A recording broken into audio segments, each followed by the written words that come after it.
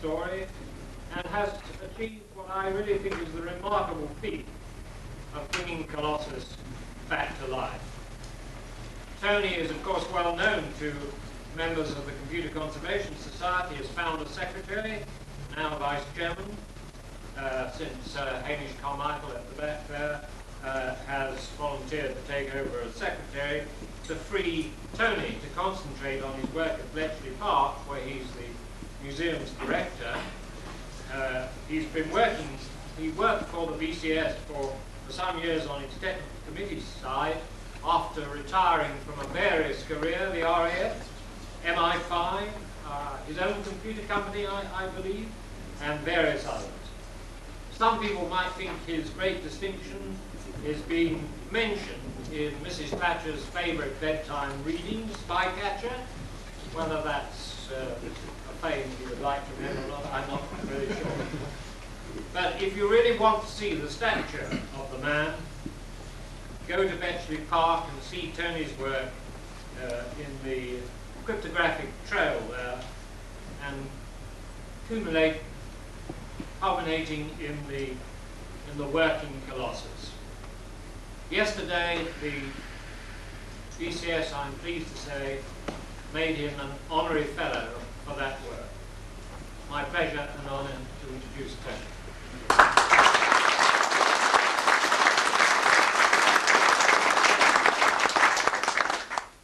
Follow that, as they say. Right, I will endeavour to follow that, and I would like to tell you the story of the breaking of the German Lorentz cipher, and leading to the rebuild, the design of Colossus, and then finally culminating in my rebuild of it. Right, so Bletchley Park.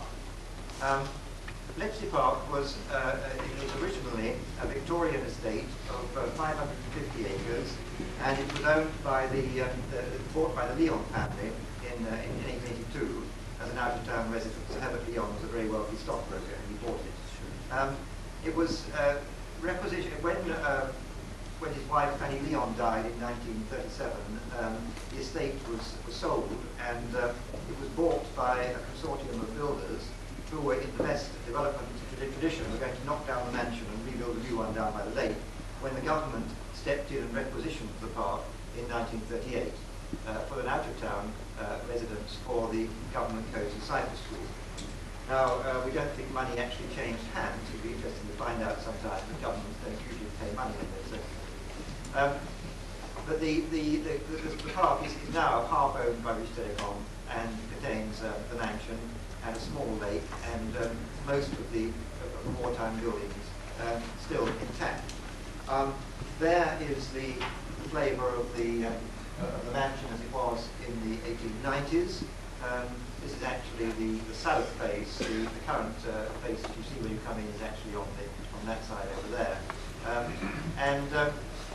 The house was originally extended by the Leon family incrementally. My architect friends, when they're being kind, say it's horrible. It has a certain charm about it, and it was extended little bit by little bit, and you can see that quite clearly by the way the architecture changes incrementally as you go around the building. Now I'll just show you a few slides of the park in order to orient you on that. So if I can make the technology work, we will go for slide number one there. The mansion as it is today. There's a certain nav feature where a gable goes through a copper dome at the top there, which I'm sure no architect can actually and you can now see what I mean by the building being incrementally added to style changes. The last section to be added by the Leon family was this bit on the right-hand side here, which was added in the 1920s. Herbert Leon became an MP who wanted more room in his dining room, so he extended the dining room. So that's the mansion, and that's the entrance to the stable yard, which is rather a nice entrance there. And this is the back of of what was the loose boxes at the back of the stable yard. There's the map of 1943 of the park, and the red buildings are those which have been demolished, and the yellow buildings are those that remain. So 75% of the original buildings remain there, and those are all the original wartime buildings. The biggest loss is the red building at the top, right at the top there. That's known as F block, and I'll talk more about that a bit later on.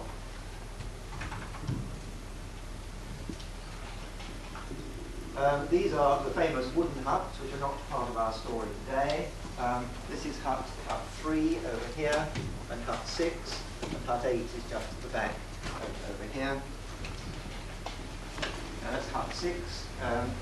These wooden huts were a job lot from a builder in Guildford. They were made of Canadian spruce or pine, and they used some paraffin-based preservative on them, the effect of which is to reject all known modern paint, so it would look rather tatty at the moment. Oh yeah. That's the upside-down bomb building, in which during bomb was suspended by magic wire invented by Turing. And there's the heron on the lake in the centre of the park, and there's always been a heron on the lake, and that's part of the scenery. There's D block, which is a major extension of the work of the Enigma code breaking, and this is an enormous building, about 55,000 square foot, and that's where the final museum division in Bletchley Park will be when we eventually acquire the park, which I'll explain a little later on. So that's just a quick flip around Bletchley Park, and of course what Bletchley Park is, from the wartime point of view, is renowned for is the breaking of the Enigma, the German Enigma machine. But that's not the story that I want to tell today. And there again is just a reiteration of the wartime buildings in Bletchley Park. And of course one of the key figures in Bletchley Park's story, both Enigma and Lorenz, is Alan Turing. And also other people involved were Travis and Harry Hinsley, Alexander and Gordon Welchman. Now, the code breaking in Bletchley Park, as Brian has indicated, was actually quite enormous, and it's only recently that the size of the whole operation has become clear. They were breaking not only the German Enigma, but also the Lorenz and the Siemens, various book codes, and of course the Italian and Japanese codes. It's not too widely known that in B block in Bletchley Park they were breaking Japanese GN25 long before the Americans came into the war. But what I want to concentrate on today is the story of the Lorenz cipher and how it was broken and how Colossus came to be designed to continue the breaking. Now, the basis of this this part of the operation is teleprinter traffic. The Germans realized that Enigma was a fairly accident-prone and not very reliable method a rather slow method of communicating. As Harry Hinsley pointed out to me, it was still a damn sight quicker than a book code or a lookup table, but even so, it wasn't a particularly fast method. And the Germans were rather keen to have a more automated method of communicating. And so they were keen to find a method of enciphering teleprinter codes based on the pre-war teleprinter technology of 5 bits and, of course, punched paper tape. 5 or punched paper tape. And there's the way that the alphabet was set out for standard teleprinter codes there. Now, the basis of this teleprinter enciphering was actually invented by Gilbert Burnham in 1918 in America, who was an AT&T researcher, and he had this idea for enciphering teleprinter codes by what's known as an additive method. Now, Enigma is a substitution cipher. When you press A, the Q lamp lights, and the Q is substituted for A, so it's a substitution cipher. With an additive cipher, what Gilbert Burnham realized was that if you took a pattern of bits corresponding to one of the characters, and then added it bit by bit using modulo 2 arithmetic, then you get another character, and the great magic of this is that if you add this character back to the character there, you get back to the first character. So this is an additive cipher, whereby your plain text, when you press A, some machine or some method generates C. And those two are added together by modular arithmetic, and the result F is then transmitted. At the receiving end, F is received, and some machine which is precisely the same as the machine at the sending end regenerates C and adds it back to F again, and then by the magic of modular arithmetic, that disappears and leaves you with A again and reveals the original text. So it's an additive cipher. It's very simple, but it's a very powerful technique. And what Gilbert Burnham decided to do was to provide punched paper tapes, pre-punched, with random letters on them. And these would be added one by one to the input message and then transmitted. And at the other end, another reel of random paper tape, exactly the same, and set to the same start position, would then add the same characters back again and reveal the original message. Now, if you use purely random letter tapes, then that of course is unbreakable. But the difficulty is, in a hot war situation, making certain that you've got the same tapes at both ends, and they're set to the same positions, and actually it will actually decipher what you sent. And that's quite difficult, and that's why Gilbert Burnham's system, although it was working in 1919, just at the end of the First World War, was never used quite like that. Now, when the German army decided they wanted a better and more sophisticated method of communicating between their high command, they approached the Lorentz company to design a system based on the principles of the Burnham cipher. Sorry about the noise, but can you still hear me all right? But otherwise, I'm afraid we'll all suffocate if we don't have windows open. Speaking loud, fast at the moment. Can you still hear me all right? Yes. Good. Right. So the Lorentz company was approached in order to build a machine to try and generate this cipher. Now, a machine, as you well know, can't generate a random sequence. It's what's known as a pseudo-random sequence. Unfortunately for the Germans, it was more pseudo than random. And they achieved this by having wheels geared together to give a very, very long repeat cycle. Now, nobody outside Germany knew anything about this Lorentz machine. And it's an amazing fact that the first time the code-breakers saw a Lorentz machine was right at the end of the war, after the fall of Berlin, when Kesselring's machine, which I have in Bletchley Park, was captured and brought back to Bletchley Park in this communication convoy. That was the first time the code-breakers had seen a Lorentz machine, but they'd been breaking the code for 2.5 years. And that's the story I want to tell as a starting point. It's an amazing story. Now, the first transmissions which the Germans sent out enciphered using the Lorentz machine were actually sent out using Hellschreiber, which is a method of transmitting rather like a sort of TEDx system. And that's what it looks like. Well, it's not quite insignificant. It can be got better than that. That's what it looks like.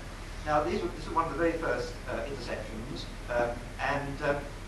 what you can see here is that there are a series of names at the front here. There's Gustav and Gustav again, and Ludwig.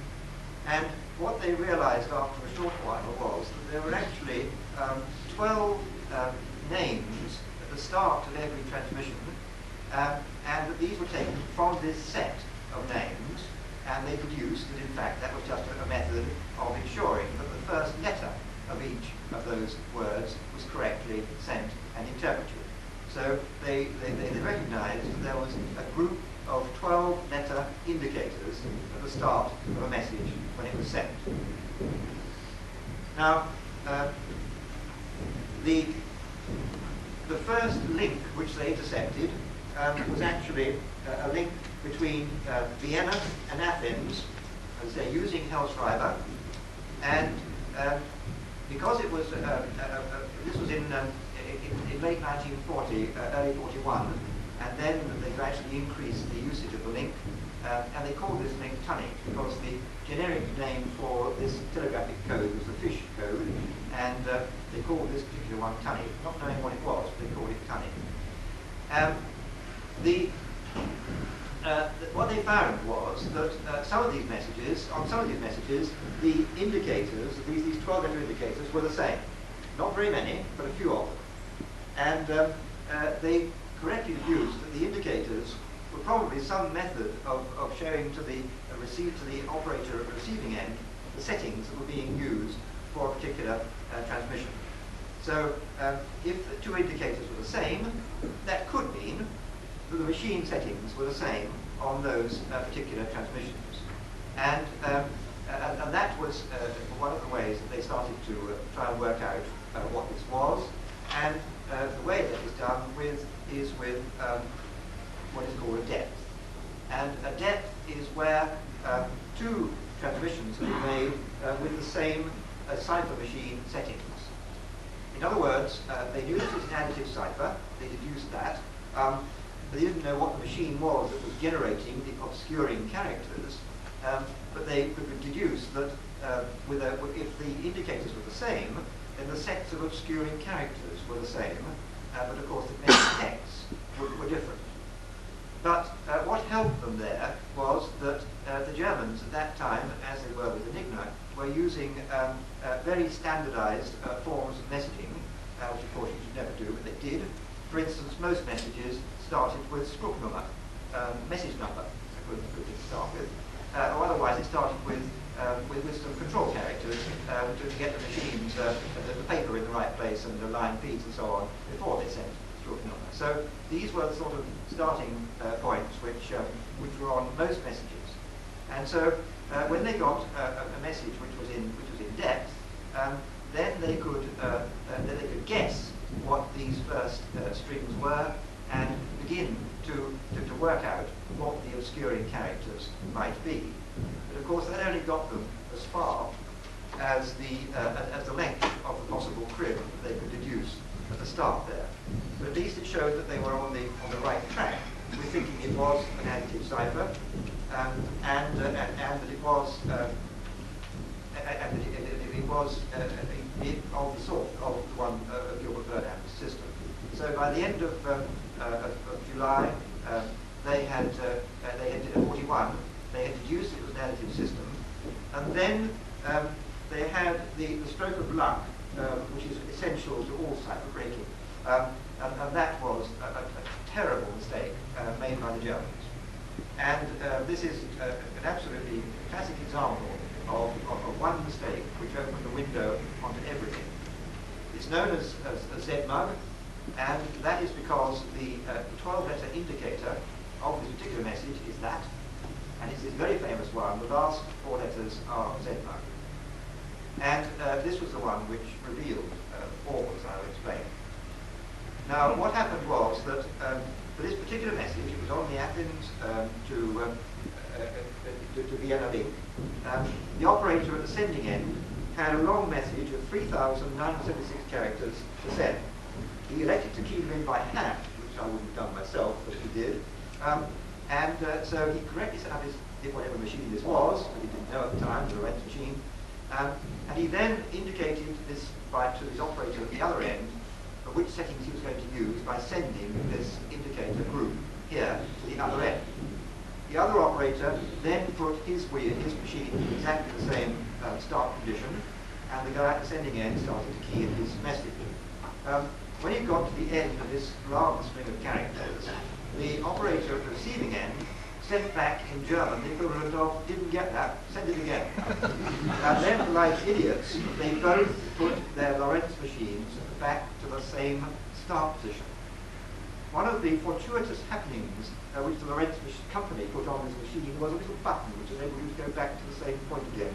That was a disaster. So they put the machines back to the same start position, and then the operator of the sending end started to rekey this long message by hand again. But this time, now if he'd been an automaton and he'd used exactly the same keystrokes as he used the first time, then all the interceptors would have been 2 exact copies of the enciphered text. because the input text would have been the same, the machines were trundling around, generating the same obscuring characters, therefore the ciphertext would have been the same. But the operator at the sending end, being only human and being thoroughly pissed off, suddenly like it started to make differences in his keystrokes. And the crucial difference happened quite early on here. The first time he keyed in Spruch Nummer 9. The second time he keyed in Spruch NR 9.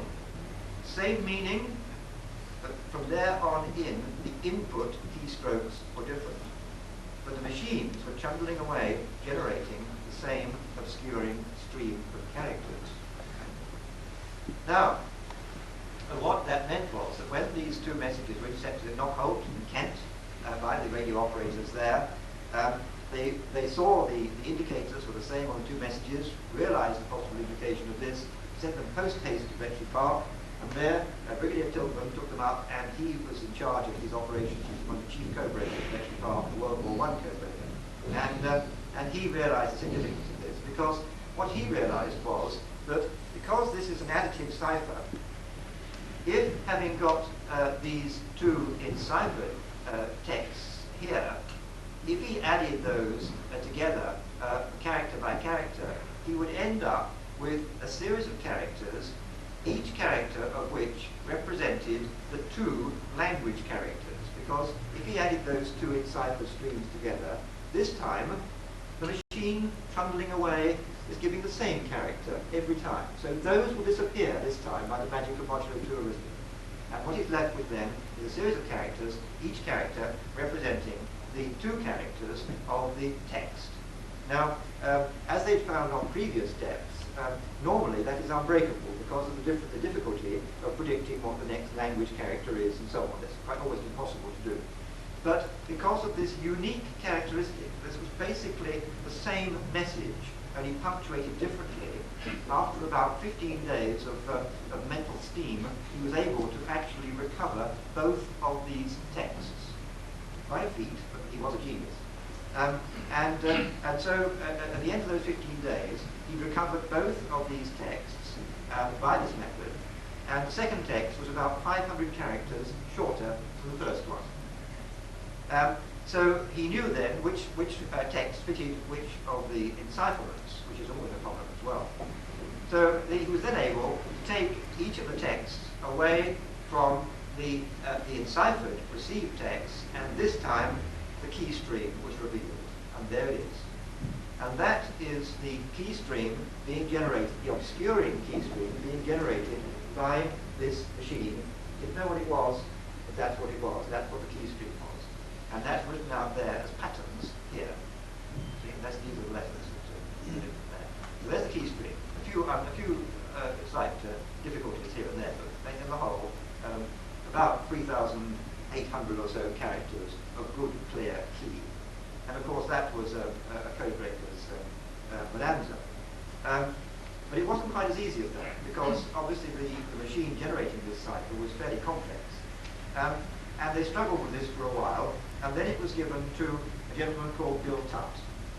Before I do that, I'll just show you a slightly longer extended version of that. And there's a bigger chunk of the whole of this particular message, Zedmug.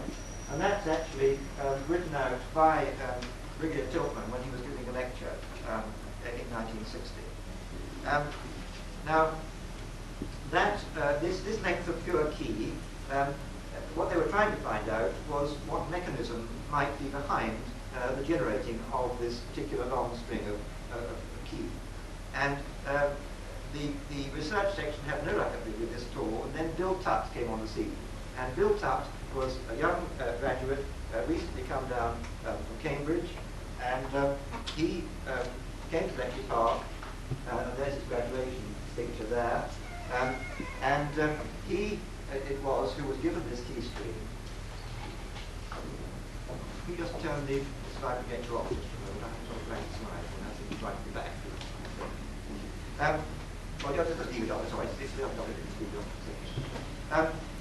So he was given this long key stream, and he started to write out these lengths of bit pattern at various periods.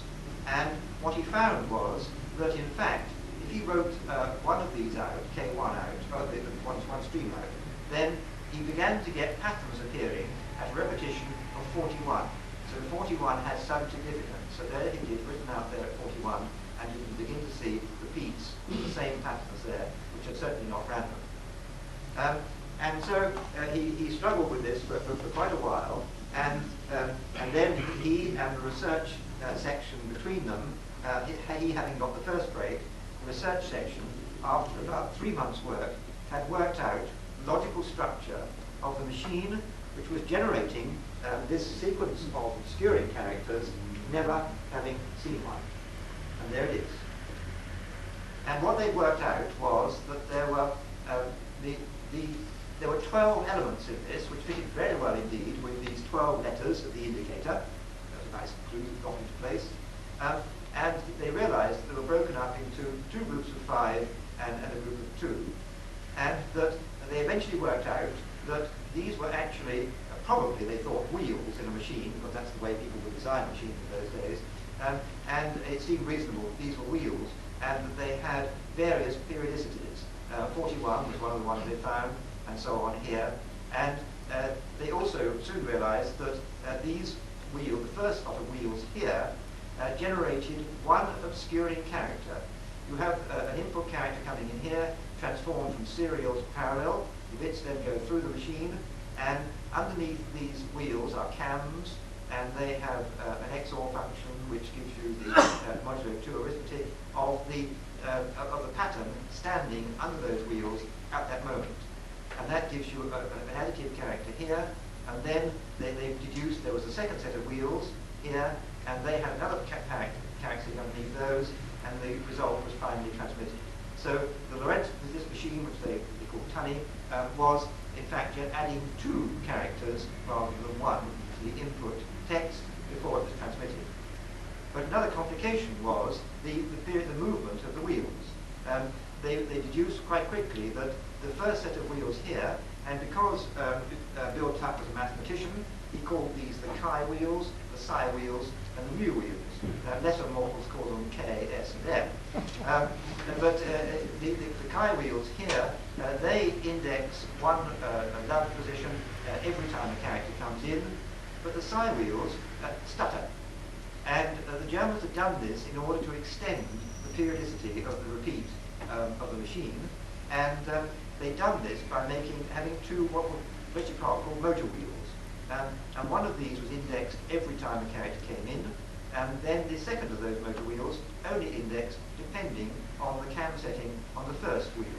And the whole of the group of the psi wheels only indexed depending on the setting of the lug on the second motor wheel.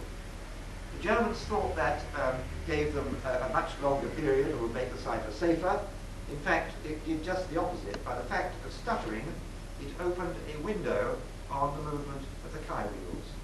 And that was one of the major mistakes in the machine.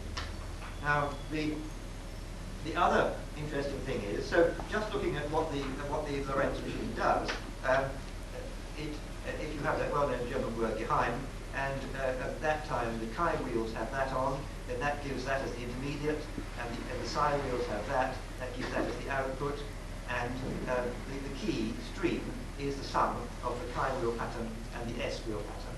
So that's the way that the machine actually works on a one-bit basis.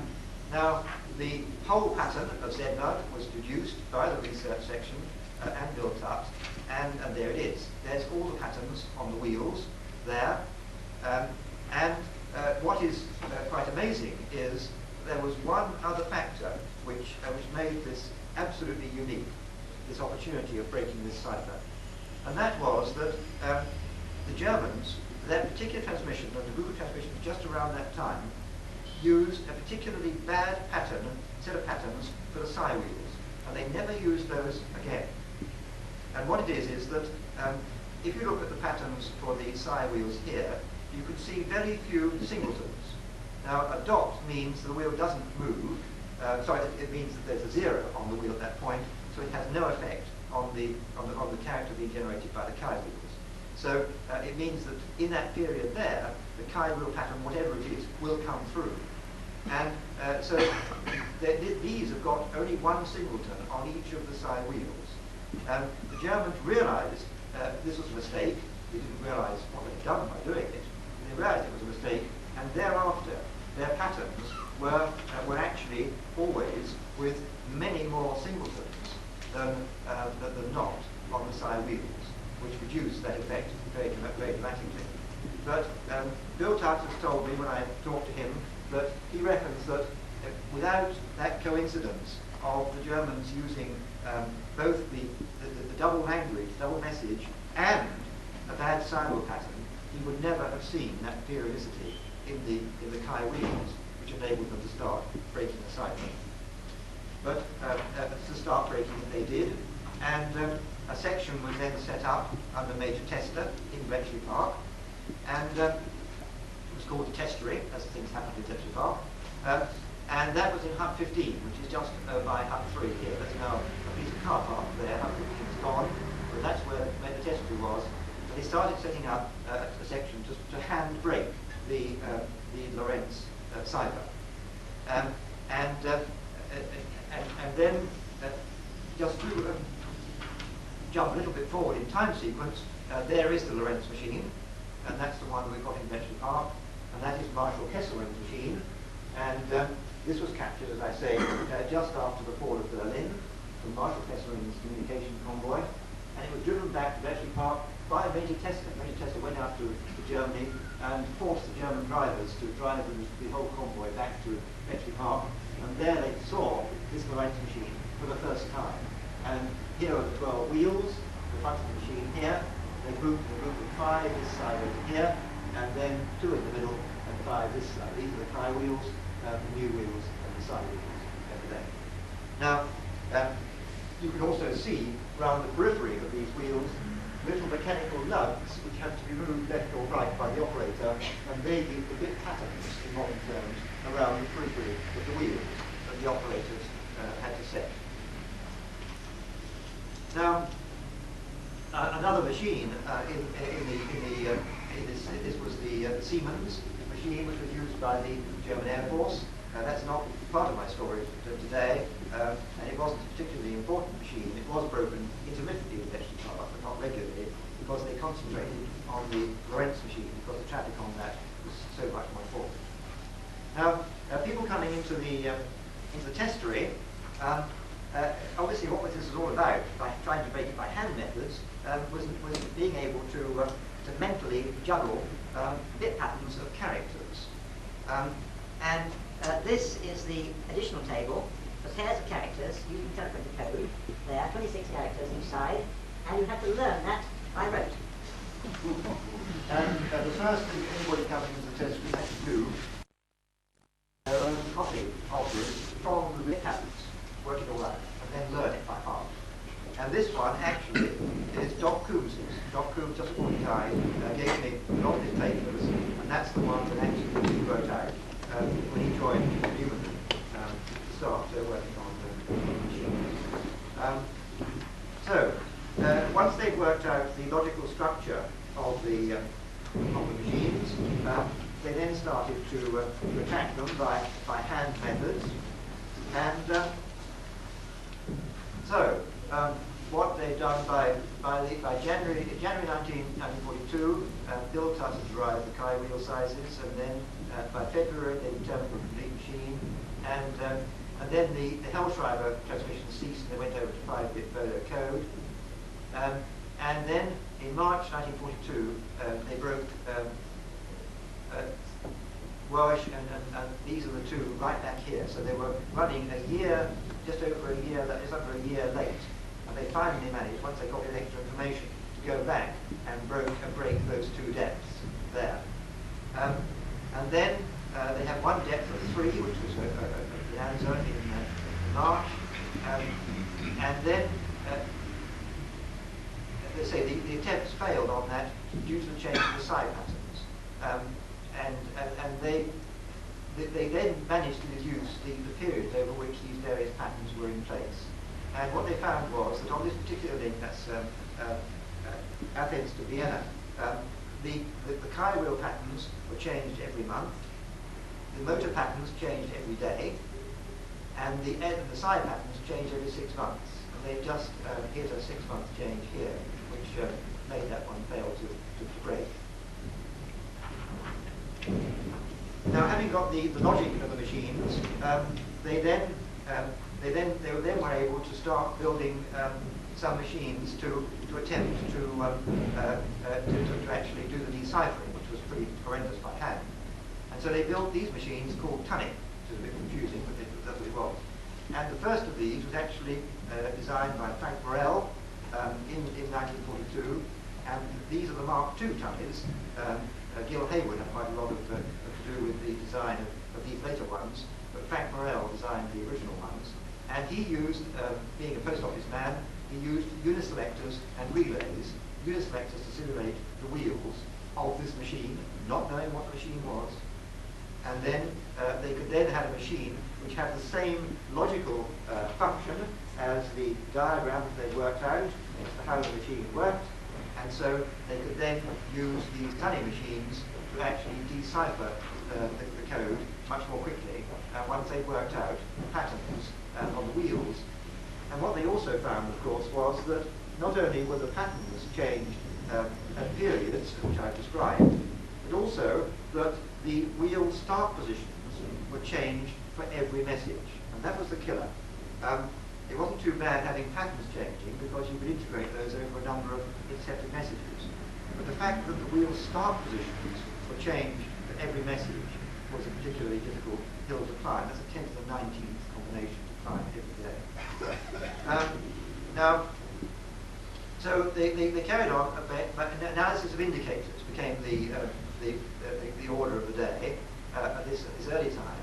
They had no machines to help them apart from the tunning machines that were actually deciphering. They used indicators, and what they found was that they could pick up cases where there was just one letter of an indicator which was different from another indicator, in other words, nearly the same, which just meant that one wheel start position was different. And by doing that and using those sort of techniques, they managed to get into current traffic by the 18th of July 1942. And the first tunning machine arrived in June 42, and then from July to October was the first golden age of tunning. And each month the messages were broken by the 15th, and current traffic was being read. And then Turing developed a method, a statistical attack method in August 42, and then at the end of October of 42, that first link closed down. And then disaster struck, because the 12-letter indicators were replaced by QSN numbers. And this just said QSN 43. And that meant look up your book and take the 43rd line, and that's your set of indicators. No cross-correlation, no method, except if you did know if the QSNs were the same number, then it was the same indicator, but you could no longer use these fancy tricks on near misses on indicators. So that set the whole thing pretty well back. So after the death of the indicator letters, in October 1942, the Delta method was devised. Now, what happened with this was that the Germans had been quite careful to make certain that their patterns used on the wheel patterns made the output text on any particular bit stream flat random, and it really was flat random. It was exactly 50%. And they'd chosen the patterns very carefully to do this. But what they hadn't realised was that, and what was realised in Bletchley Park in October 42 was that in fact they'd failed to suppress the very slight indications between two wheels. If you use two wheels rather than just one, and also delta them, take the delta signal rather than the direct signal, then the Bletchley Park realised you were in with a chance of actually getting a statistically significant match on the position of the wheels. And this was picked up by Max Newman, who by this time had arrived in Bletchley Park, and he devised a scheme called Heath Robinson, a machine called Heath Robinson. It was called Heath Robinson because it was the Heath Robinson machine. And what Max Newman said was that if he took a key tape punched with pure key, because the hand code breakers had got the patterns, what he didn't know was the positions of those patterns to be used for a particular message. So what Max Newman said is if he had a paper tape punched with pure key patterns, particularly the tie wheels which they attacked first, then if he ran this tape in synchronism with the intercepted message tape and did this sophisticated double delta cross-reference between pairs of bit streams on those two tapes, he reckoned there would be a significant bulge when this tape was in synchronism with the wheel positions used by the operator on that particular message. And he was right. Heath Robinson worked well enough, much foul language and torn tapes, but it worked long enough to show that his theory was correct. There was a bulge taking the pairs of wheels and using the double delta method. And so then Max Newman went to Dollis Hill, and there he met Tommy Flowers. And there's a picture of Tommy Flowers taken actually in this room here at our first inauguration of the Colossus, of the Computer Conservation Society, a little years ago. Anyway, there's Tommy Flowers and Maurice Brooks. Now, Tommy Flowers had the absolutely brilliant idea of generating these bit patterns internally in a machine.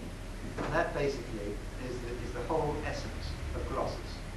What Flowers recognized was that you could generate these bit patterns with shift registers, and they could be in valves, and then that did away with having the tape, which caused all the problems, and also, of course, you could also change the relative positions much more easily. And so Colossus, the basic structure of Colossus is that you have now a single tape being read at high speed with an optical reader, just as Heath Robinson was, but at very much faster speed. And then you have the internal bit streams being generated by rings of valves, and these are then combined with this sophisticated algorithm, and then the result is counted and read out. And that's the basis of Colossus. And there's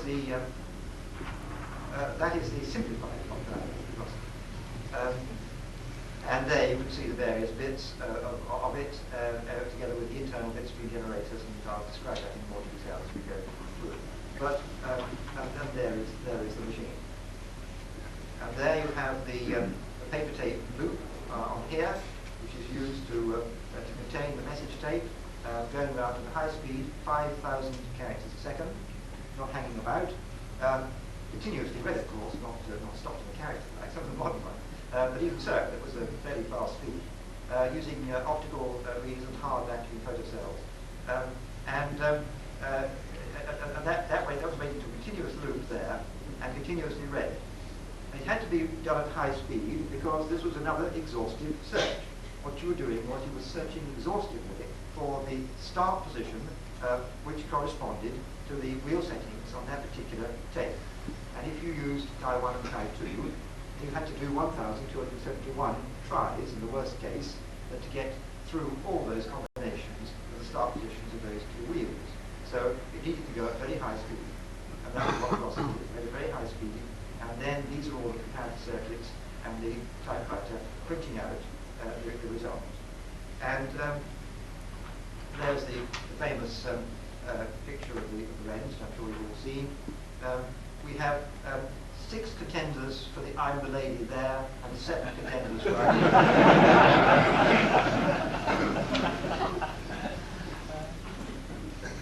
And there's another view of the machine showing the power packs here, and then the internal, the back of the racks, giving the power-tron rings there, and here's all the rings. And of course, because there are 501 lugs on the Lorentz machine, there have to be 501 valves in this rack here. Those are GT1C gas spirotrons, which have the advantage over a flip-flop that it's just one valve, because once it's struck it sticks on, and sometimes it doesn't always stick on. But the single valve bit, the problem is that each of those valves takes 1¼ amps on its heater. So there's a fair amount of heat there. Some of the young engineers who were involved in servicing this machine were quite embarrassed to come round the back of this rack here and find that the wrens are sort of clothesline across the top of the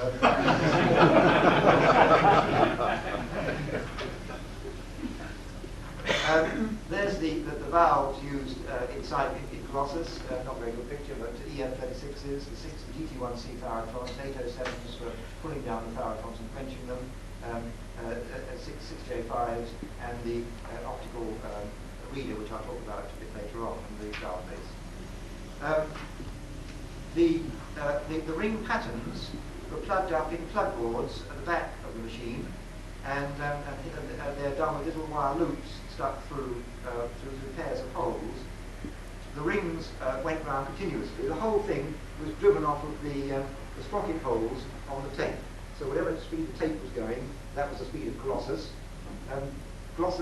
Tommy Flowers in his early days was a bit of a wag, and one day, just for the hell of it, he got hold of the variac which controls the speed of the motor and wound it up, and it went up to 9,600 characters a second before the tape broke and went everywhere at 60 miles an hour. So he decided that 5,000 characters a second was a pretty safe speed to run it at. But of course, all these rings precess round at the speed of the sprocket hole pulses, and their start position is controlled by uniselectors. But of course, then you pick off the bits that you want with these links, which gives you the pattern which is generated as the ring progresses. Now, the overall timing diagram on Colossus is quite interesting. As I say, the clock speed is 5 kcs, and the input sprocket pulse is standardized into a 40 microsecond pulse, which leaves you with 160 microseconds. The data is all staticized on the trailing edge of the clock box, and it then produces at that time interval and standard output, plus or minus 80 volts throughout the machine. This then propagates through all the logic circuits, doing all these comparisons between the bits coming off of the tape and the bits coming off of the bit stream generators, and at the leading edge of the next sprocket hole, the result is sampled, and that is what is counted. So it's a very elegant and simple system there. But what is interesting is you can actually get up to 100 Boolean logic gates in here. The gate population is about 1.5 microseconds. And this is just using RF pentodes and fairly standard sort of stuff. It's quite remarkable. So it's a very powerful machine indeed. Now, one of the heart of the thing is the counters, and the counters are bi-quinary counters, following on Wim Williams' work at Rutherford before the war, and it's divided by 2 circuit, followed by a ring of 5, and then there are various logic comparison circuits on there as well, to be able to compare a count with some preset count that you're going for. Decade counters, the gas triode circuits had to be quite complex. There's part of it, and I've got a slightly overall drawing of it here, there. And the difficulty is, of course, that you actually have to have everything divided into odd and even, because you have to strike a Faraton, and then the next time round, you have to strike the next one and unstrike the one you just struck. You have to unstrike it by putting its anode down to ground or something negative. And so it has to have two complete circuits flipping between the 2 halves here. But then, as an added complication, if, as on the Lorentz, most of the rings are odd, you've got to have an odd one here, and you need another complete chain to handle just that odd case. So this is a very complicated circuit. It took me a considerable time to get that to work. It does work extremely well once you've got it sorted out. And the other thing, of course, is that there were also delay circuits in Colossus. I haven't mentioned that, but because of the need to do delta, In fact, what you do there is you actually, this is for the data channels here, and so a data channel comes off of the data tape reader, gets changed in level to bring it to the plus or minus 80 volt level, and then the output of this is sampled on a particular time here, so it's sensitized on time, and then the output of that is fed back into an integrator, and then to another circuit, and so this gives a delayed pulse here, the previous pulse, and then those are also converged to give, combined, to give the delta out. So this gives both Z and delta Z. The data channels are called Z and delta Z out from there. And you could go up to 5 characters back, because what happened was that the Germans changed the characteristics of the tunny link. They started off with the machines as used on the Vienna link, and then they gradually introduced additional problems. They said a delta method, which led to Colossus, came in here, and then they introduced a limitation called P5 2-back, and what that was, they made the motion of the psi wheels dependent on the setting of wheel P5 2 characters back, and of course that has the effect of killing depths, because you're not going to get a depth out of this at all. But the upside was it caused so many problems for the Germans, because one small corruption in that propagated. Whereas before they put in that limitation, every character stood on its own and was never carried forward. Once that limitation was in, if you got a corruption, the whole message became corrupt, and it caused so many problems that they stopped doing that. And then so they stopped doing that, and then they managed to, in Bletchley Park, to do very well in May '43, and this was before Colossus came on stream. 1.4 million then was decoded by hand before Colossus came on stream, and using slightly helped by defaults.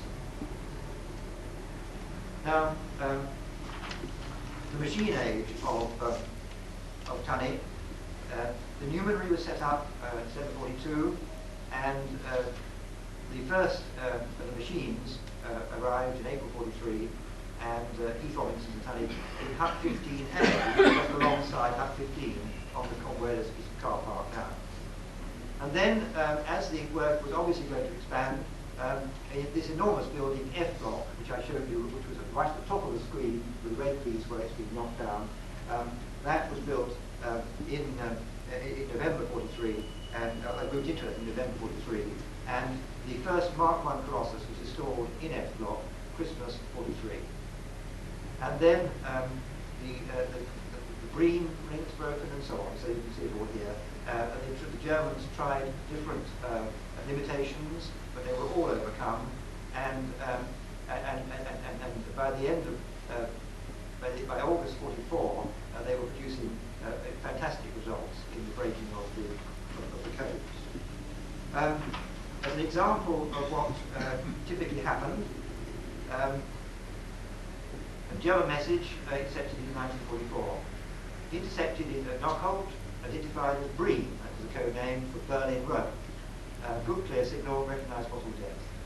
They immediately teleported the first 1,000 characters to BP.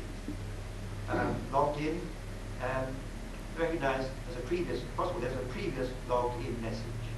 And then a section called Sixter, which was set up specifically to hunt for cribs, was set to look for a possible crib. And room 41, and then the validation of depth was proved. And then, if the message was on new patterns, then one of the top breakers was asked to see to try it and get the message out, to get the real setting out, real patterns out. And then, if that was successful, then both messages were passed to the numerary for wheel breaking and dechiring on Colossus. Now, what came up from Knockout looked like that.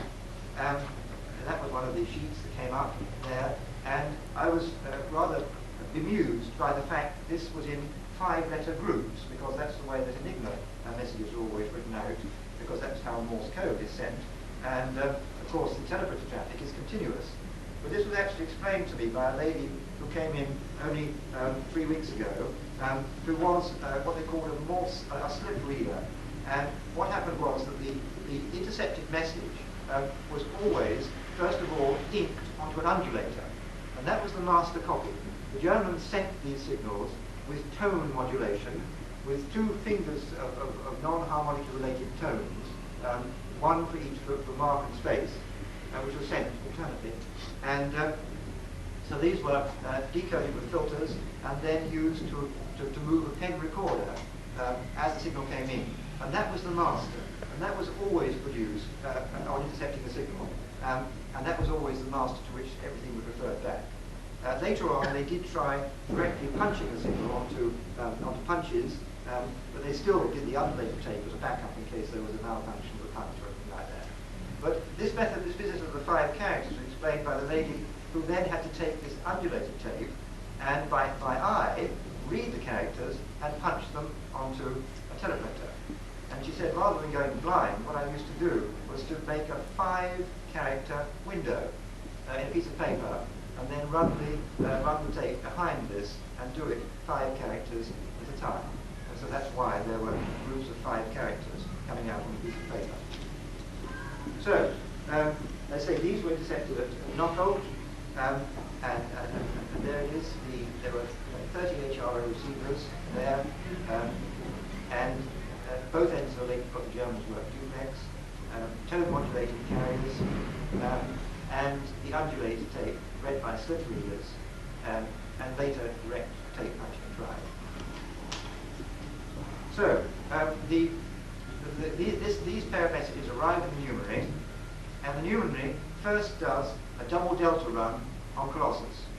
That means it runs the known patterns against the intercepted message tape using the double delta algorithm, and they decide on that, on the output of that, what are the best strategies for breaking and setting the kinds.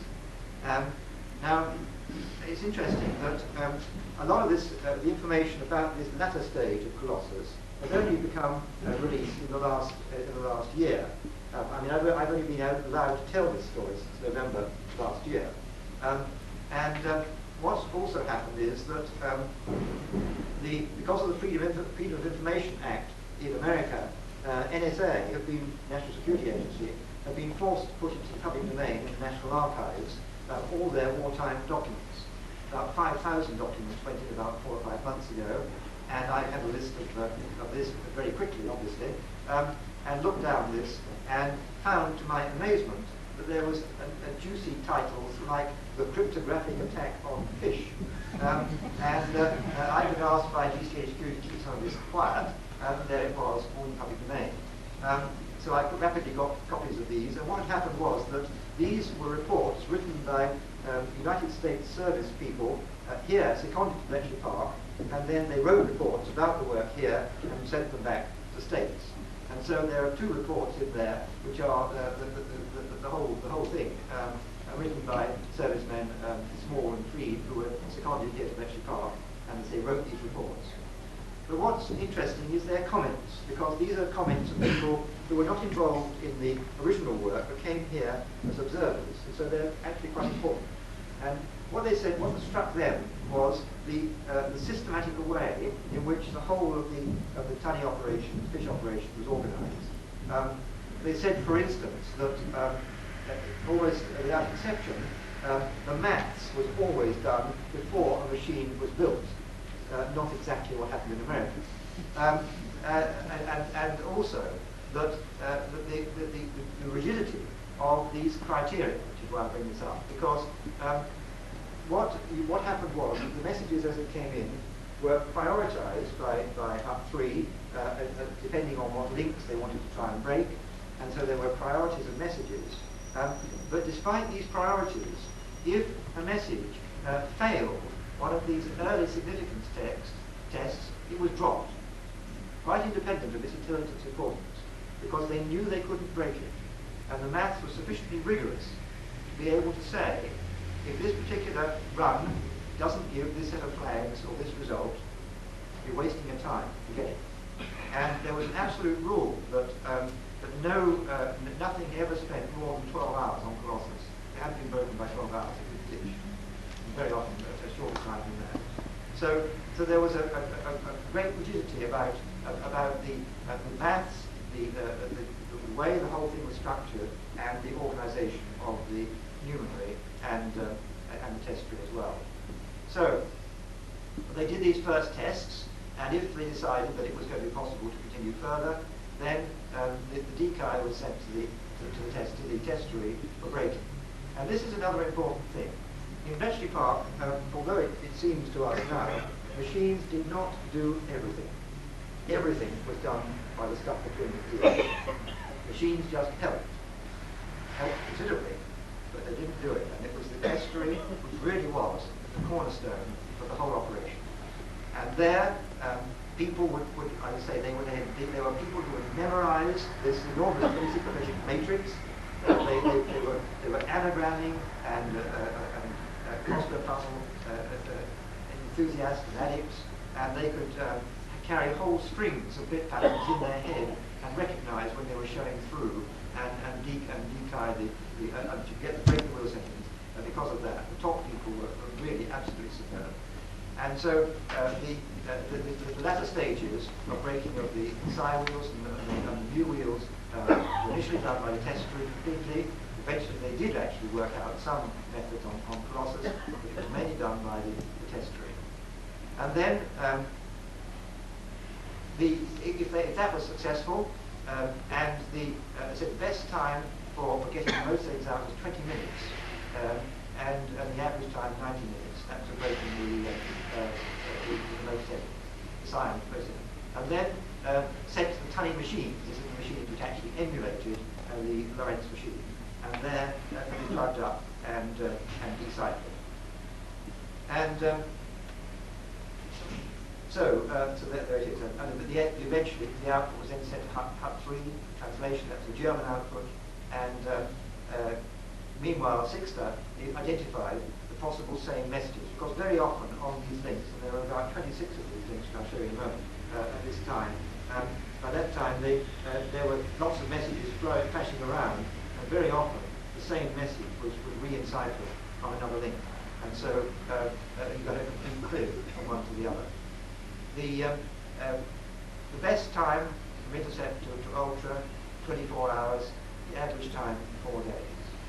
Now this packet was absolutely stupendous. I mean, it was top grade messages between Hitler and his generals, literally, and these messages were very long messages, up to 30,000 characters long.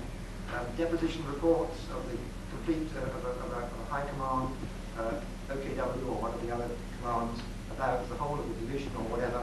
So it was of immense importance, and particularly before and just after D-Day. Colossus Mark I was operational January 1944. It was successful on its very first run in finding Chi positions against the real tape in February 1944. And to everybody's amazement, when the run was repeated the results. Something still was required. So it was remarkably reliable Colossus. And so it was operational. They immediately ordered the Mark II. The Mark II that I built, and Tommy Flowers had the foresight to see this coming and ordered parts in advance, so he was able to meet the order. And the first Mark II was operational June the 1st. It was scheduled to come in on June the 1st. I'm told by some of the people who did it that he actually got working at 3 a.m. on June the 1st, just in time for D-Day. And it revealed that Hitler had swallowed the deception campaigns, the Phantom Army in the south of England and the Phantom convoys up the Channel, and that Hitler was convinced that the attack was going to come across the Pas-de-Calais, and that he was keeping his Panther divisions in Belgium. It also revealed that he was telling Rommel to put his troops on the beaches, as Rommel wanted to do, and those sort of fragments of information gave Eisenhower and Montgomery the confidence to go ahead with D-Day. After D-Day, the French resistance and the British and American air forces bombed and starved all the telephone lines in northern France and forced the Germans to use radio transmissions. So suddenly the volume of radio intercepts increased enormously. Luckily, Colossi were coming off the production line very quickly then, and we were able to cope with it. And by the end of '44, they were breaking about 1,200 messages a month. That's 300 a week of these very long, very important messages.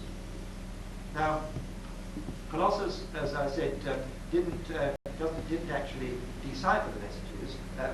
All it did was to find the real settings, and that was its 10 to the 19, now 2.5.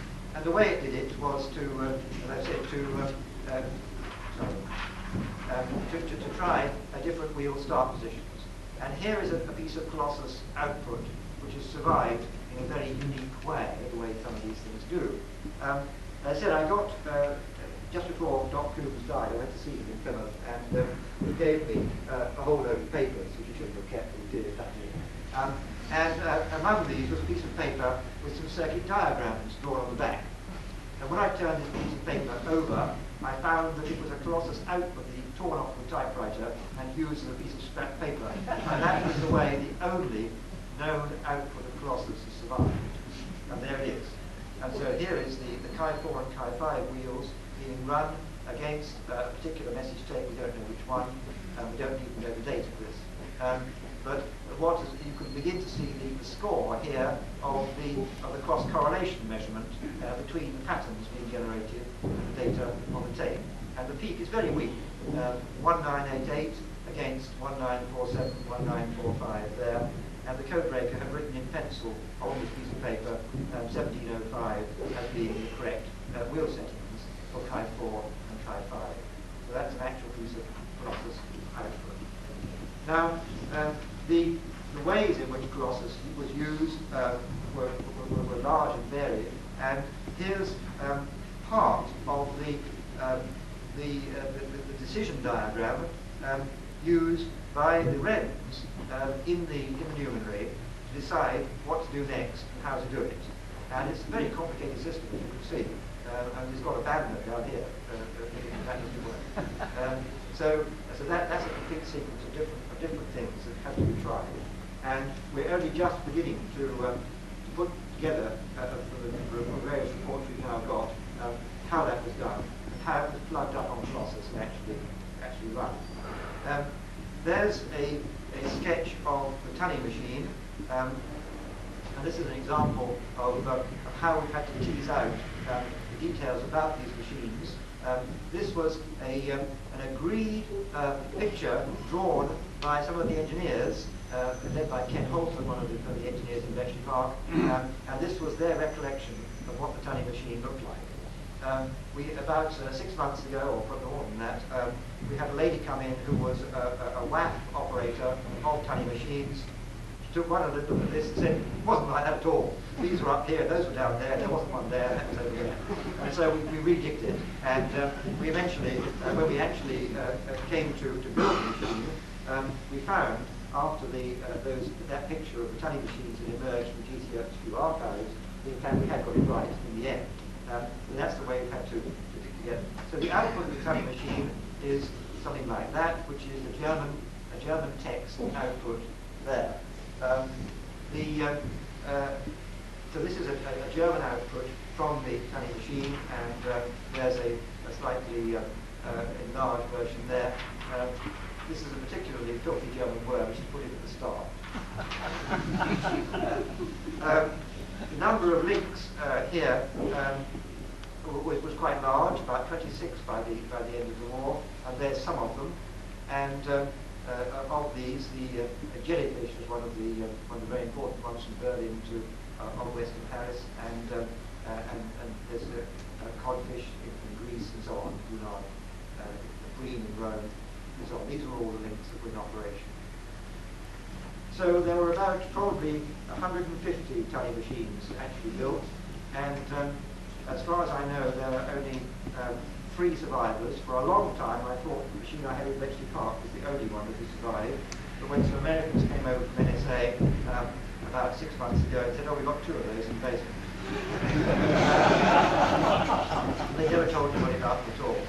Anyway, I will see when I go to America next week and look at those.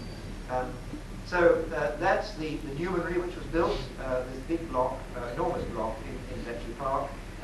Newmanry and the Testery here, and Colossus 1 came in there. Now, unfortunately, this block has been knocked down by British Telecom, they never rest in peace, and it no longer exists. And that's H block, and the good news is that the H block does still exist, and that contained the remaining 6 of the Colossi. There were 4 in the Newmanry and 6 in there, and number 9 was in this room here, and that's the room where I rebuilt Colossus. So, the Newmanry, the size of it, there's a stark growth, and it ended up a total of 325 people, staff per shift is there, and so on, and then they had daily staff as well as shift workers. But it was a big operation. And the output was equally impressive. By the end of the war, this is in thousands of characters. That is 63 million characters deciphered by the end of the war. So, secret. For reasons which nobody actually knows, it'll be interesting to find out one day, Churchill commanded that everything in Bletchley Park be destroyed at the end of the war. In fact, 8 of the 10 colossi were destroyed in Bletchley Park. 2 went to Eastcote, and they later on went to Cheltenham. But the remaining 8 were all destroyed. All the bombs were destroyed, and all the other machines were taken out. And Bletchley Park was completely gutted, literally. All the buildings were emptied. All the underground chambers were all sealed and the entrances concealed, and we haven't found those yet. And the whole place was gutted. So by the end of 45, there was no vestige whatsoever of what went on there during the war. And because everybody who worked there was covered by the Official Secrets Act, the secret was kept for 50 years or more. And of course that is a source of great amazement to the young people who come to Bletchley Park, who can't imagine how a secret can be kept for 15 minutes. Now, one of the attractions is, but how on earth did people keep a secret?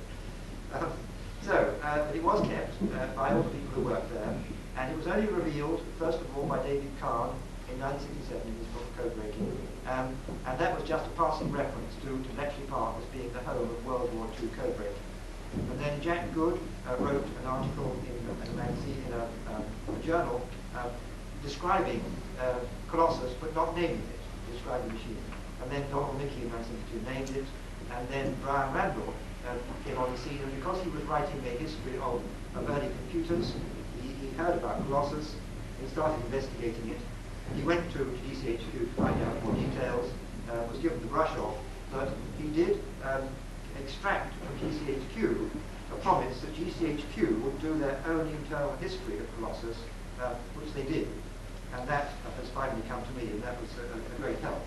And that was done by John Baldwin. So Brian Randall managed to get out of them some of the early pictures of Colossus and some of the details, and published in his book. And then, of course, the other details of Bletchley Park came out in the other writers at the time. So that was the situation with the park. The present owners, by the end of the war, were British Telecom and the government. And that's the way the holdings were broken up at that time. British Telecom basically owned the bits around the outside, plus the mansion, and the government owns all the bits in the centre. Here's the wartime buildings, there's where F block had been knocked down by them. So those are the holdings. And then in 1990, the present owners announced that they were going to leave the park. And their intention was to knock down all the wartime buildings and sell the park for development for housing and supermarkets, which Milton Keynes leaves like a hole in the hay. I'm going to hand Milton Keynes to do some history. So a number of us who were aware of the significance of the place got together and eventually it started in 1990, and then in 1992 we formed the Bletchley Park Trust. And I was told by my younger sons that nowadays one has to have a mission statement. I'm not quite sure what it means, but you have a mission statement. And our mission was quite simply to save Bletchley Park for the nation, although the nation wasn't aware it would save it. And so we set about the task of doing that. The original idea was that we would set up museums in the park to technology, computing, and radar, and so on, and get on with it. And we thought, well, this is going to be fairly easy. I mean, it's pretty obvious. It's an important site. What's the problem? The problem, unfortunately, is British Telecom. And British Telecom have been the nigger in the woodpile right the way along. They're only intent on getting £10 million for their part of the park, and they have fought us tooth and nail for the last 4 years, preventing us from getting on with this whole operation, which has been very sad indeed, because they could have come in behind us right at the beginning and got an enormous amount of kudos from preserving the site of the first computer and also all the other work that went on there. Well, they haven't, and it's still a long battle which is probably going through. Now, the way that Roger Bristow and I originally structured the whole thing to work was, just having come from the Science Museum here restoring old computers, I knew that museums never get enough visitors, they always need subsidizing. And so Roger and I looked at all the buildings in the park, and what we decided was that there are enough buildings in the park for us to have an adequate museum provision and still leave enough buildings to be let for commercial rent. Wartime buildings, refurbished and let for rent. And that was the way we structured the whole project, put it together in 1991, 92. And the plan was that we would generate enough income from letting of those buildings to be able to set up the museums and run them in perpetuity as a donation. That is still the plan, and we're still struggling to do it. But in the meantime, what I have managed to do is to rebuild the Colossus computer.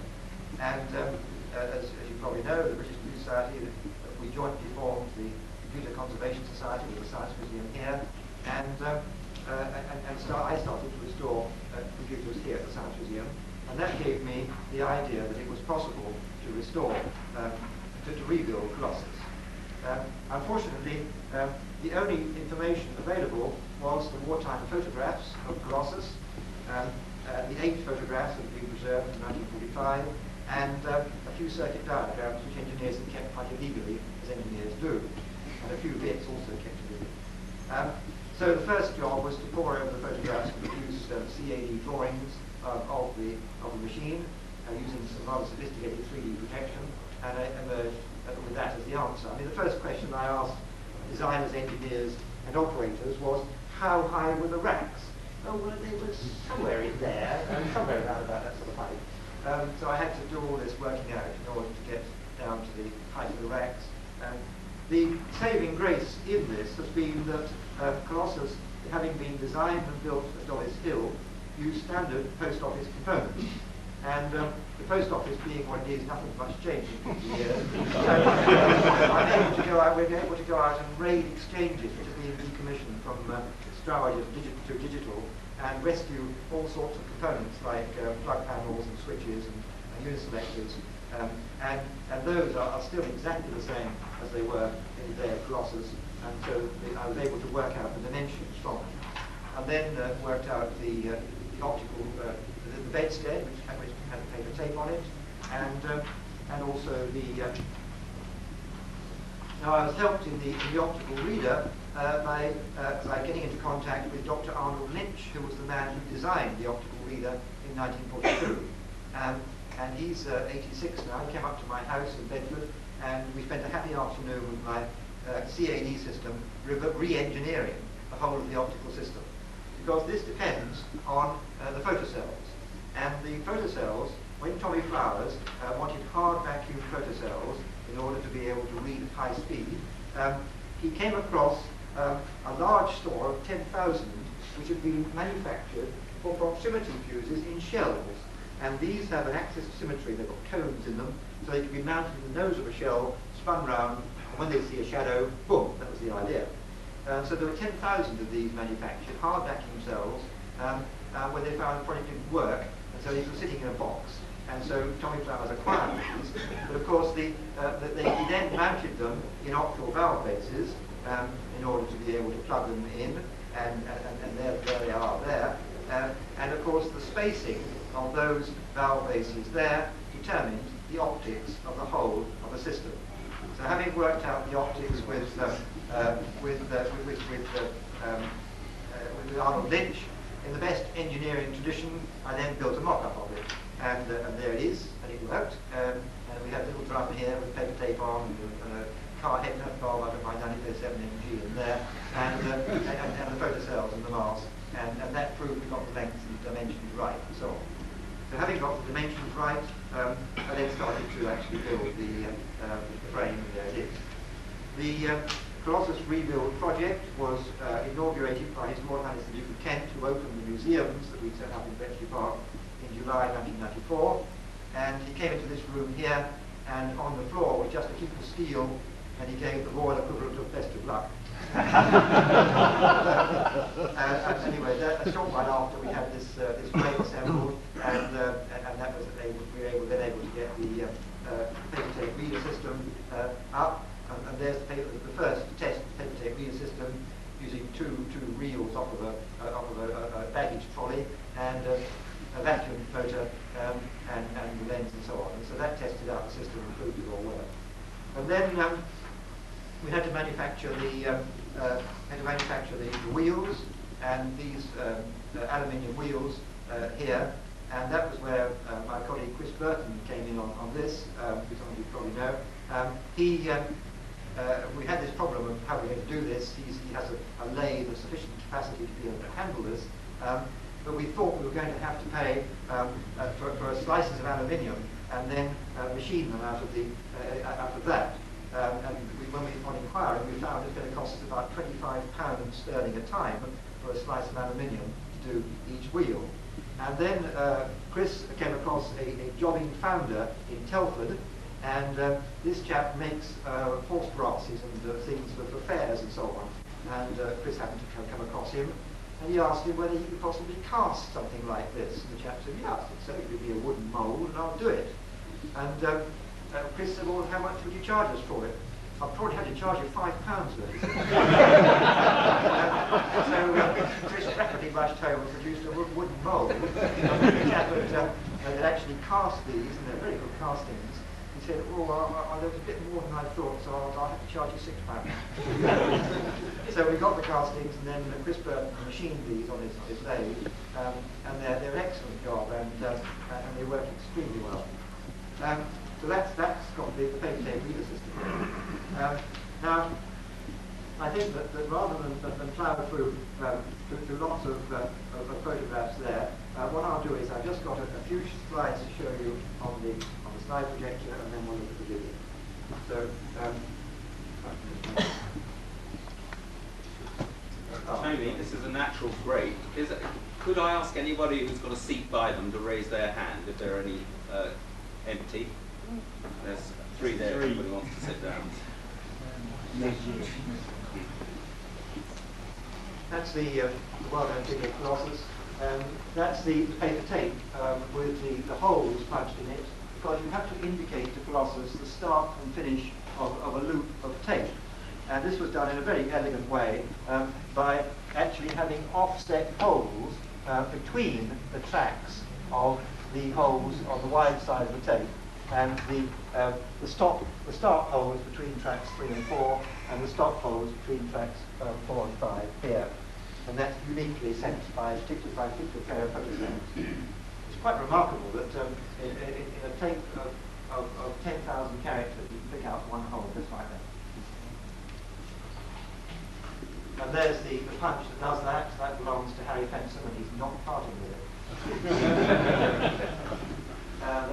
schematic finished. That is the ghost of F-Block. F-Block was knocked down in 1987 by British Telecom.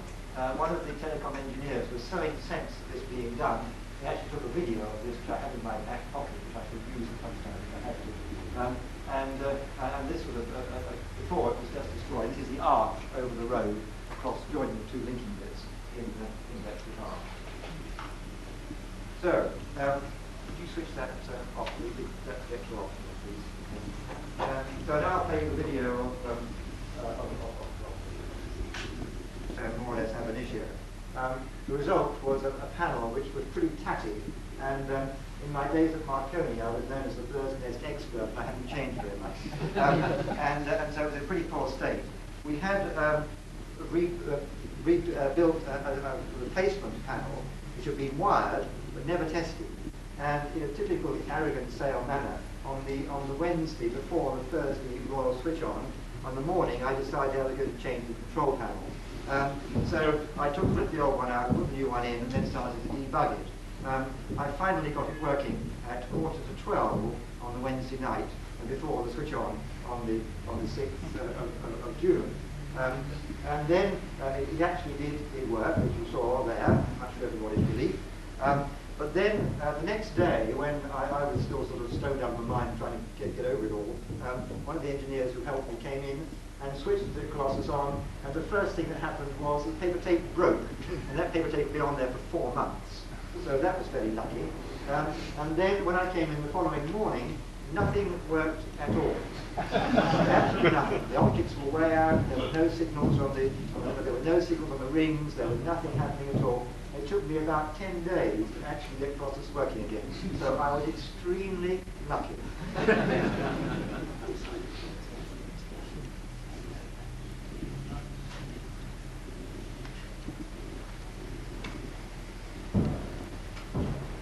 I would like to tell you a little bit about the project to rebuild the Turing box, but I think perhaps we could have a few questions on Colossus first of all now.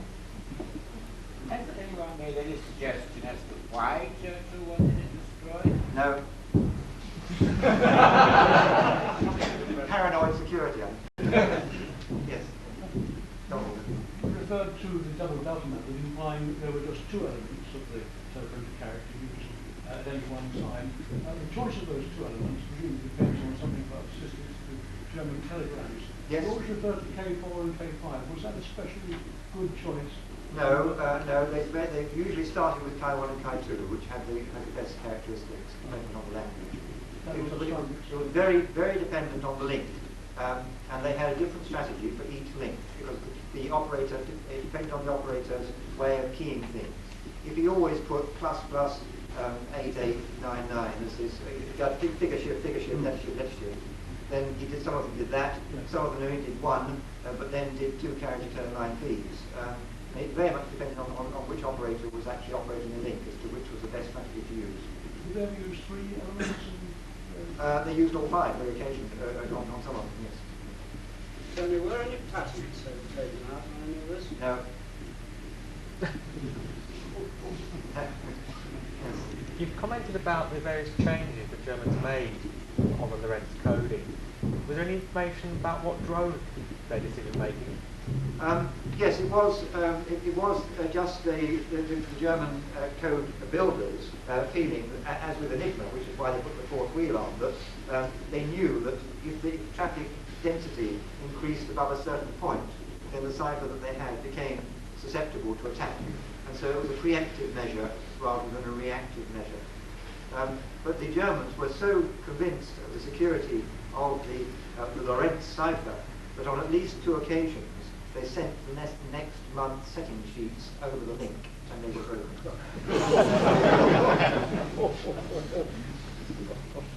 My question was essentially the same, that there does seem to be a competition between the English and the Germans, a sort of knowledge of how far ahead they would need to be.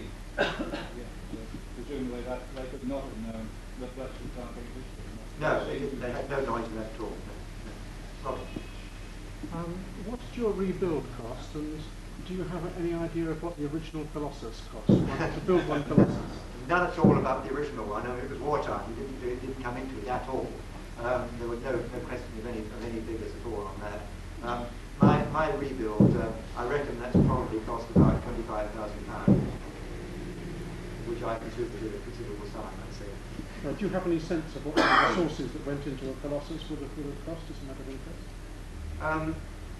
Tommy Flowers said he had 40 engineers working on the building of Colossus, the Colossi, and they were constructed in about 9 months, 6 to 9 months. Which was remarkable. The first one took 9 months, and the later ones took about 6 months each to build.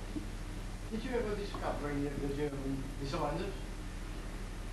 No, I've managed to find one Lorentz operator who actually indirectly, not directly to me, but to somebody else, had written a piece about operating a Lorentz machine. But no, I'm afraid that's something I'd very much like to do, but haven't had the time to do.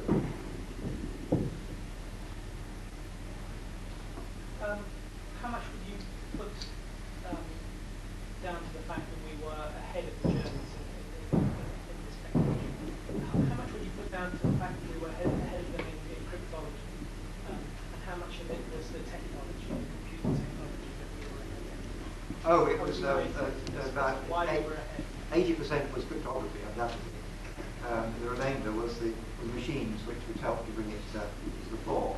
I mean, for instance, the way the machines influenced things was not in increasing the breaking of the codes, but the time to break them. In other words, before Colossus came on stream, it was taking the testry about 4 weeks to find the patterns on wheels, and that was just about possible because that was the interval over which the window over which they were stationary. But then it was taking them 6 to 8 weeks by hand to find the wheel start positions for a particular message. Now Colossus reduced that to 2 hours. But it wasn't a difference in technique, it was just the applying of methods of speeding up the actual techniques of the way we worked out. Well, we had X machines which had 5 wheels. I was an operator in the early 1940s. Yes. And they had the settings every day. Yes. And they had output on 5 telemeter tape, yes. 1 with the playing average on one side and 5-digit letters on the other side. Yes, that's right. And that was never broken by the Germans. Same degree of complexity as the Lorentz machine, never broken. We had a plug as well, so we could give the information to the Americans. Yes. On one occasion, the operator left the plug out, and the Americans heard something they shouldn't have done about themselves. How much of the circuitry used for the counting in comparison had been used before the Colossus? Oh, practically all of it. Wynne Williams had used it for rather than Apple laboratory for counting particle radiation counters. That was the prime use, so that circuitry was well known. And Tommy Flowers had used logic circuitry in post office machines before the war. And Tommy Flowers, the other contribution which Tommy Flowers made was that he was not afraid of using valves. Everybody who heard about the Colossus project, and there weren't very many of them, but when those that did, said it was impossible because of the number of valves. Because the perceived wisdom at that time was that if you had a radio set and switched it on and off, the valves failed. What Tommy Flowers knew was that if you had valves and switched them on and never switched them off, they didn't fail. And he was quite confident to build machines with 1,500, 2,500 valves in, which is what Colossus had. I was told in the 60s by somebody that the information on how you could prolong the life of valves by derating them was gathered from radioamateurs during the war. No, I think it was well known. No, it was well known. Certainly the post office knew all about that. They were building repeater units before the war. How many valves are there in Colossus, and where did you get them? 2,500 in the Mark II. I managed to acquire a considerable number from good people who've kept them. One of the things is that in Bletchley Park we have our own radio amateur station, GB2BP, and they broadcast cries for vowels that went all over the world. So I get little packages arriving from Canada and New Zealand and Australia containing 2 or 3 vowels, and I've managed to build up quite collections that way. But in order to complete, for instance, the thyrotron rings, I suddenly needed 600 thyrotrons to have some spares, and so I had to go out and buy those. And luckily a commercial company came and sponsored me to do that. But there are dealers who've kept wartime vowels as an investment, and they've got thousands of these, hundreds of thousands of these vowels, so there isn't difficulty in getting vowels, you just have to pay for them.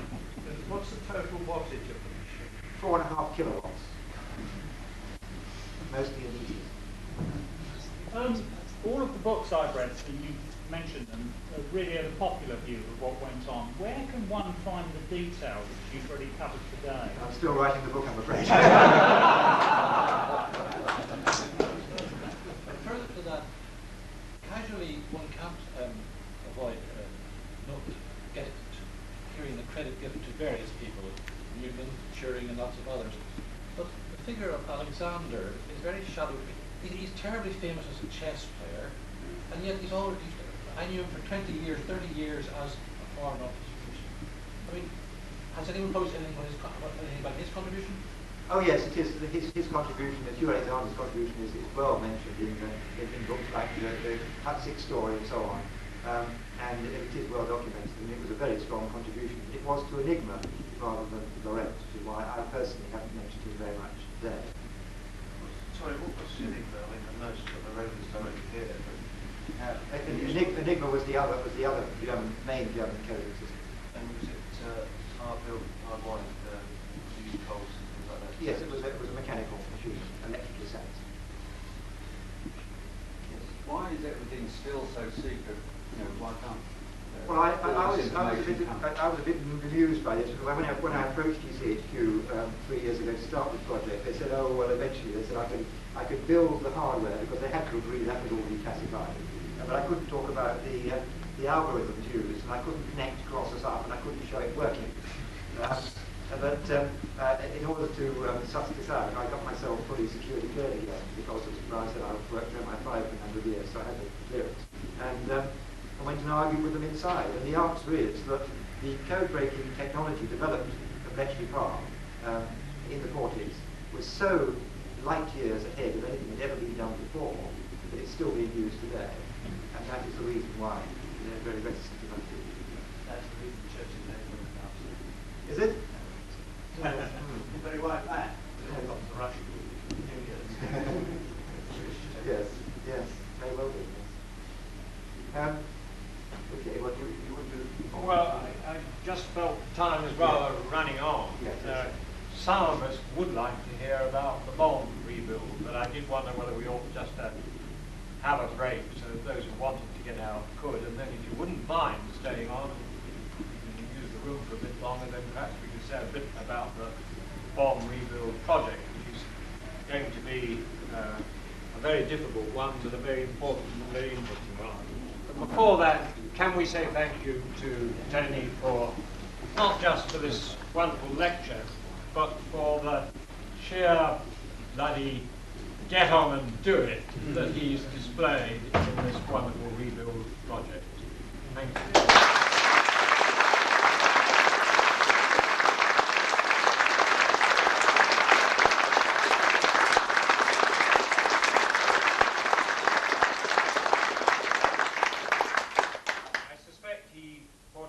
Some of the characteristics of that remarkable team at Bletchley. And let me say, in case you don't realise it, that Bletchley Park is open on Saturdays and Sundays every other weekend. Yes. The cryptology trail is extremely interesting. You can see the machines there, you can learn a whole lot about it. Finally, you can see Colossus working. I can assure you it's absolutely fascinating to see it in those buildings where all those years ago, that astonishing team worked.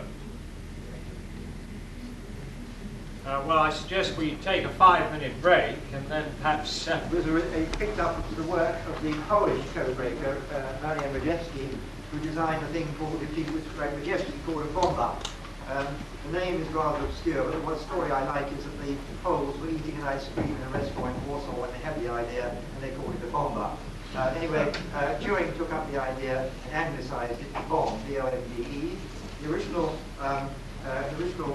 Polish version exercised the equivalent of 6 Enigma sets of rotors, whereas this is the Turing one has got 36.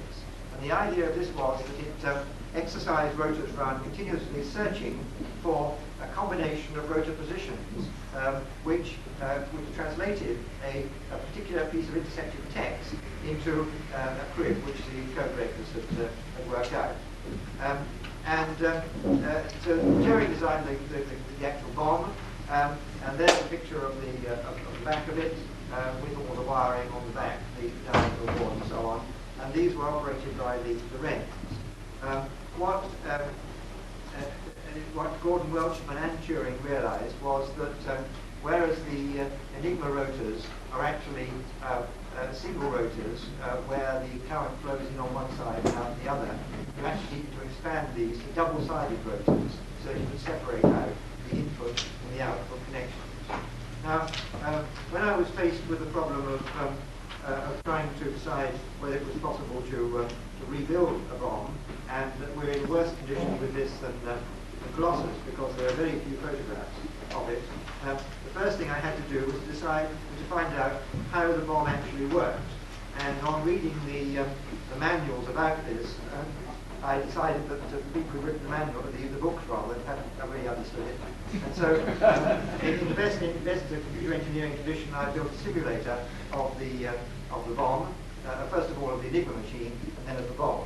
Now, the way that the bomb is actually used is via what's known as a menu. And the menu is basically a transition diagram between the intercepted German text and a crib, which happens to be a complete crib here, which is what the codebreaker thinks that this represents. And what he's trying to find out is the rotor positions for the 3 rotors and the ring settings which the German operator used, and the checkerboard connections which the operator used for this particular message. And so this transition diagram is constructed, and that depends on chains of letters, where letters go in a chain, like, for instance, where are we? S to E and 17, and then Q to E at 12 there, and so on. You find these positions and you construct these rings, and that's a menu. And that's what's plugged up onto the bomb. The bomb is plugged up like that with these double-ended rotors and the diagonal board. And here is that particular menu which I've indicated there, Q at position 12, Q to N. So the Wren puts onto this these rotors here, and then sets them to these relative positions, and then plugs up at the back the connections to the registers at the back of the diagonal board, and then allows the machine to churn away and look for a result. And something which Turing and his friends and Gordon Welchman could never see is exactly how this works. But one of the advantages of a simulator is that you can actually see it working. And here it is. This is the first time anybody's ever, well, not the first time, this is the first time I've shown it, demonstrated this. And that is, here are the registers on the Turing bomb. And the great thing about the Turing bomb was that Turing realized that if you have a search tree with a starting point and 10 to 20 leads, which is what the Enigma machine has, then rather than go down this tree looking for the one answer, Turing realized it was far better to go down the tree and prune off all the branches which couldn't possibly happen. And so his way of doing it was to reject all the impossible hypotheses and end up with something at the bottom which you couldn't reject. And this is exactly what the bomb does.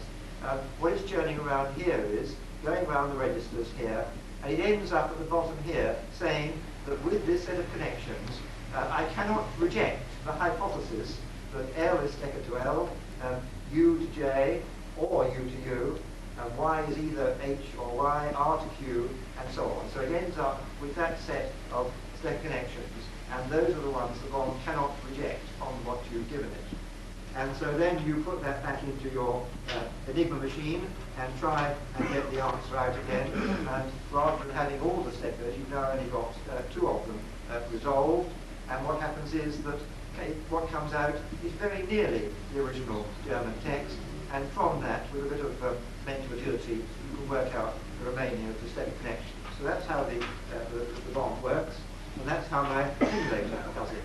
The interesting thing is that the simulator, which actually works exactly correctly as a Turing bomb did, takes 18 hours on a modern Pentium 100 megacycle PC to do what the bomb did in 15 minutes.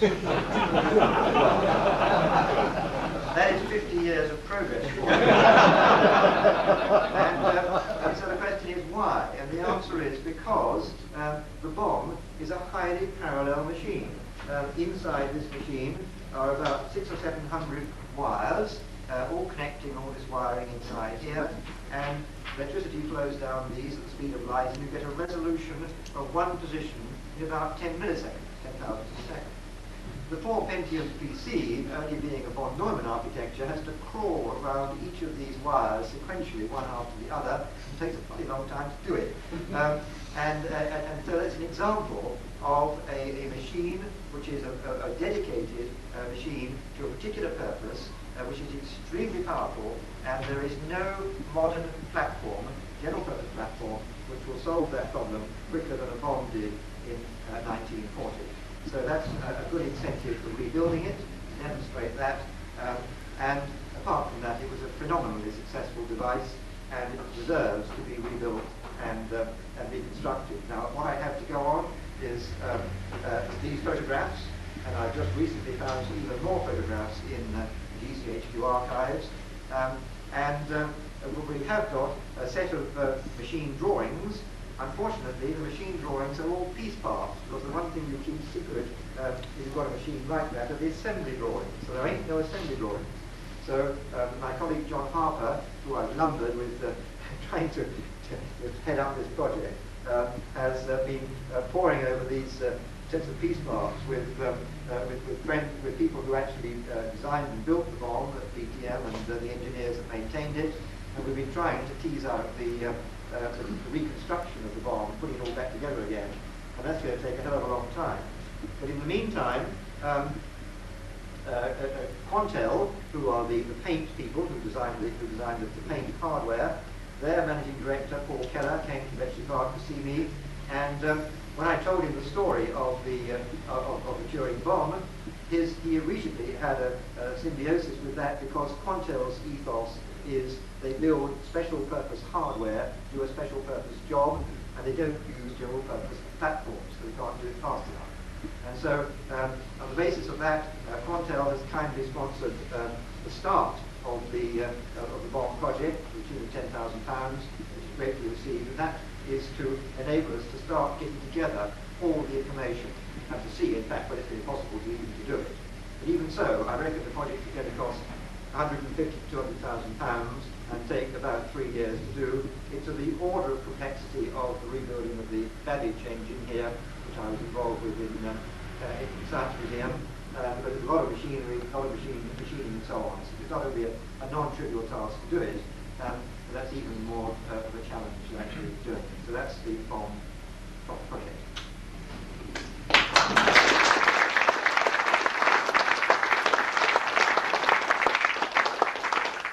Anybody wants to help?